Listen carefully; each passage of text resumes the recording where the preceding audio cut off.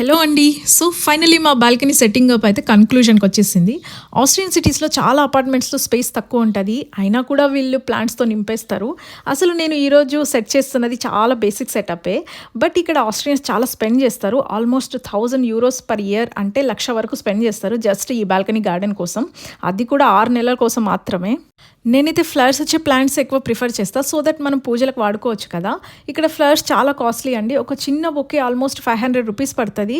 అందులో మళ్ళీ 6 ఫ్లవర్సే ఉంటాయి. సో అట్‌లీస్ట్ ఈ స్ప్రింగ్ అండ్ సమ్మర్‌లో అయినా మనం పెంచుకున్న పూలు ఒక్కటి పెట్టినా సరే దేవుడు హ్యాపీ, నేను కూడా హ్యాపీ. నాకు ఈ ప్లాంట్స్ పెట్టేటప్పుడు మనం వీళ్ళకి ఒక కొత్త లైఫ్ ఇస్తున్నామనే ఫీల్ వస్తది. ఎవ్రీ వీక్ డెఫినెట్‌లీ వాటరింగ్ చేస్తూ ఉంటా. ఈ నెక్స్ట్ 6 మంత్స్ మాత్రమే వీళ్ళకి లైఫ్ ఉంటది. తర్వాత బాల్కనీ ప్లాంట్స్ ఆల్మోస్ట్ చచ్చిపోతాయి. అంతవరకు ఇవి ఫ్లవర్స్‌తో బ్యూటిఫుల్‌గా కలకలలాడుతూ ఉంటాయి. ఇప్పుడు మా బాల్కనీ ఆల్మోస్ట్ రెడీ అయిపోయింది. షెల్ఫ్ అరేంజ్ చేసి కొన్ని ప్లాంట్స్ సెట్ చేసి ఇనీషియల్ వాటరింగ్ కూడా చేసేసిన. సో కొంచెం డెకరేట్ చేద్దామని లైట్స్ కూడా సెట్ చేసిన అనమాట. రీసెర్చ్ ప్రకారం కూడా ప్లాంట్స్తో టైం స్పెండ్ చేయడం స్ట్రెస్ని తగ్గిస్తుందంట అండ్ ఫిజికల్గా కూడా చాలా బెనిఫిట్స్ ఉన్నాయిలేండి. ఆస్ట్రియా నాకు నేర్పించిన ఒక బ్యూటిఫుల్ లెసన్ ఇది. హ్యాపీనెస్ కోసం పెద్ద రీజన్స్ వెతుక్కోవాల్సిన అవసరం లేదు.